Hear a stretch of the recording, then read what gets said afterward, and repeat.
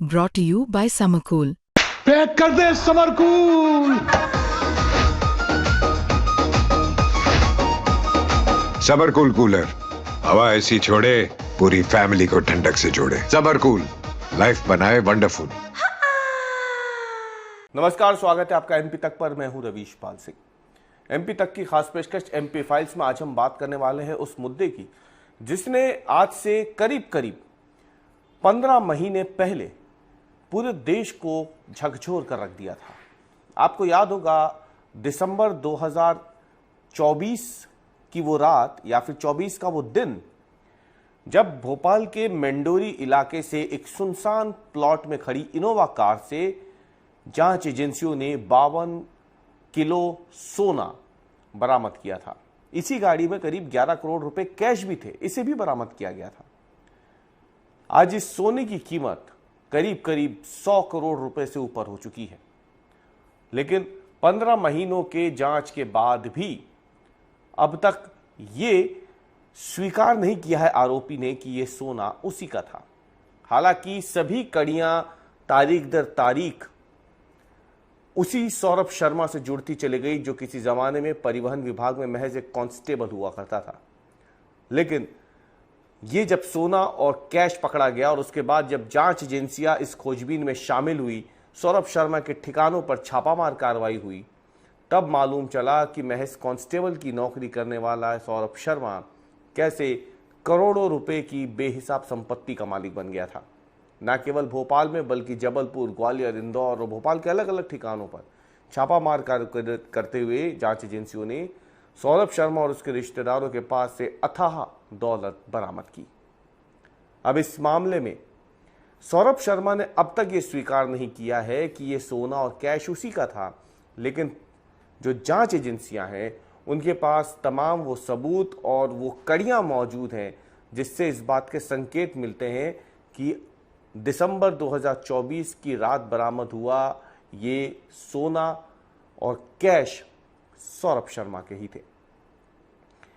इस पूरे मामले में सबसे बड़ी बात यह है जिसकी वजह से आज हम इस मुद्दे को एमपी फाइल्स में लेकर के आए हैं। दरअसल इनकम टैक्स की जो एडजुडिकेटिंग अथॉरिटी उसने ये स्वीकार कर लिया है कि कार से बरामद हुआ सोना और कैश सौरभ शर्मा के ही थे। इस पूरे मामले में अथॉरिटी ने ये बिल्कुल स्पष्ट कर दिया है कि इसे अब सरकारी खजाने में जमा किया जाएगा। सौरभ शर्मा दिसंबर 2024 में तब चर्चा में आया था जब लोकायुक्त प्रवर्तन निदेशालय यानी ईडी और इनकम टैक्स ने उसके ठिकानों पे छापामार कार्रवाई की थी। और इसी दौरान 18 से 19 दिसंबर के दरमियानी रात भोपाल के मेंडोरी में एक इनोवा कार से जो सुनसान अवस्था में एक खाली पड़े प्लॉट पर खड़ी हुई थी उसमें से करीब 52 किलो सोना और कैश बरामद किया गया था। अब जो अथॉरिटी है उसने साफ कर दिया है कि ये जो सोना है ये सौरभ शर्मा का ही है। सौरभ शर्मा को ही इस सोने और कैश का वास्तविक मालिक बताया गया है, जबकि उसके साथी चेतन सिंह गौर को बेनामीदार बताया गया है। अब इससे क्या होगा? इससे एक बात स्पष्ट हो गई है कि इनके पास तमाम वो सबूत मौजूद हैं जिससे ये पता चल रहा है कि सौरभ शर्मा का ही ये सोना है। हालांकि सौरभ शर्मा ने अब तक ये स्वीकार नहीं किया है कि ये सोना और कैश उसी का है, लेकिन अब एजेंसियां जो हैं इसमें आगे बढ़ करके इस पूरे मामले में भारत सरकार को इस सोने की और कैश की नीलामी कर जब्त करने की प्रक्रिया को शुरू करने वाली है। दरअसल 1988 का जो एक्ट है उसके तहत अगस्त 2025 में सोने, नकदी और इनोवा वाहन की अस्थायी कुर्की कर दी गई थी और उस समय इन सब की कुल कीमत 52 करोड़ रुपए आंकी गई थी। लेकिन पिछले एक साल में अगर देखा जाए तो सोने के दामों में जो बढ़ोतरी हुई है उसके बाद ये सोना अब करीब 100 करोड़ रुपए मूल्य का हो गया है। और अब एडजुडिकेटिंग अथॉरिटी के इस फैसले के बाद इस संपत्ति को जब्त करने की प्रक्रिया शुरू होने वाली है। सवाल यह भी है कि आखिरकार एक साल तक चली जांच के बाद सौरभ शर्मा ने अब तक ये स्वीकार क्यों नहीं किया और क्यों जांच एजेंसियां ये तय नहीं कर पाई हैं कि इस सोने का असली मालिक कौन है। क्योंकि सौरभ शर्मा ने अब तक स्वीकार नहीं किया है, लेकिन जो कड़ियां जोड़ी हैं जांच एजेंसी ने उसके तहत वो एक अंदाजा लगा रही हैं कि ये सौरभ शर्मा का ही है। कोर्ट में देखिए, जब कभी भी एजेंसियां जाती हैं तो उन्हें सबूत के आधार पे बात करनी होती है। महज अंदेशों पर या अंदाजा लगा लेने से कोर्ट फैसला नहीं करती है। लेकिन कोर्ट के सामने जो दस्तावेज और जो कड़ियां उस वक्त जांच एजेंसी ने रखी थी, उसके आधार पर ही कोर्ट ने सौरभ शर्मा और उसके साथी चेतन सिंह गौर को सजा दी थी। इस पूरे मामले में जांच जैसे जैसे आगे बढ़ रही है, कई खुलासे हो रहे हैं। माना यह भी गया है कि सौरभ शर्मा के कई हाई प्रोफाइल लोगों से कांटेक्ट थे और शायद इसीलिए इस केस को दबाने की भरसक कोशिश हुई। यह आरोप तब लगे थे।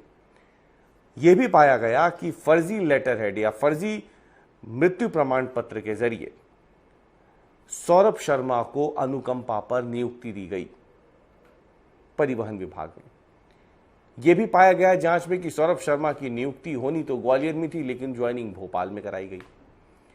हालांकि ये तमाम जो मामले थे ज्वाइनिंग से जुड़े हुए, ये जांच एजेंसियों के रडार पे बहुत ज़्यादा इसलिए नहीं थे क्योंकि जांच एजेंसियां ये पता करने में जुटी थी कि इतनी बड़ी संख्या में आखिर कौन हो सकता है जो कैश और सोना रखता हो।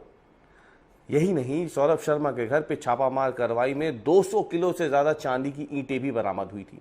नोट गिनने की मशीन उसके घर पर मिली थी, वो घर जो चेतन सिंह गौर और सौरभ शर्मा अपने ऑफिस के रूप में इस्तेमाल करते थे, ऐसा दावा किया गया था। ईडी की रेड में कई बार खुलासे हुए, कई प्लॉट्स के कागजात मिले। लोकायुक्त भी इस पूरे मामले में जो है काफ़ी ज़्यादा काम आगे करता रहा। बाद में ये जांच लोकायुक्त से निकलकर आगे ईडी को सौंप दी गई। ईडी और इनकम टैक्स अपने स्तर पर इसकी पूरी जांच करते रहे। अब इस पूरे मामले में ये बात निकल के सामने आई है कि सौरभ शर्मा जो है कहीं ना कहीं इस सोने का असली मालिक है। अब देखना यह है कि क्या इस खुलासे के बाद जो एडजुडिकेटिंग अथॉरिटी ने किया है, सौरभ शर्मा अभी भी इस बात से अनजान रहता है?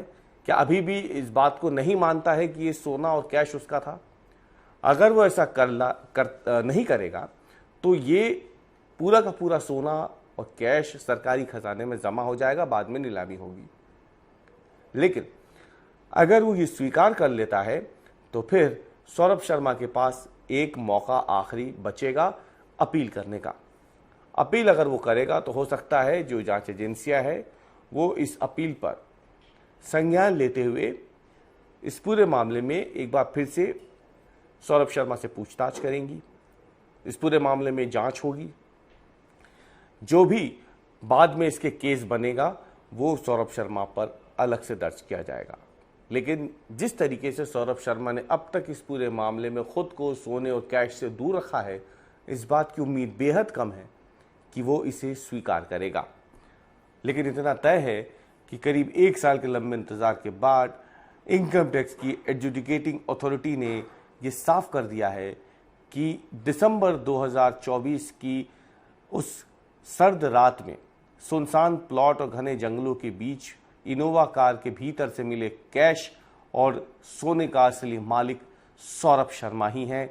और एक ऐसा मामला जिसने उस वक्त पूरे देश को झकझोर कर रख दिया था, मामूली कांस्टेबल से करोड़पति शख्स या बिजनेसमैन बनने वाला सौरभ शर्मा एक तरीके से पूरे देश की सुर्खियों में जब था, अब कहीं जाकर के जांच एजेंसियों ने इस बात पर मोहर लगा दी है कि सौरभ शर्मा ही इसका मालिक है।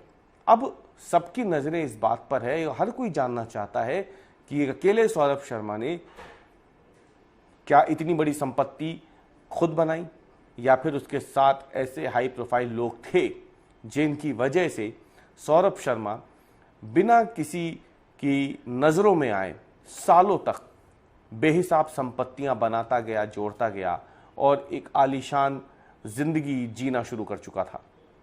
इस पूरे मामले में अब जांच एजेंसियां इस ओर भी अपनी जांच मोड़ सकती हैं।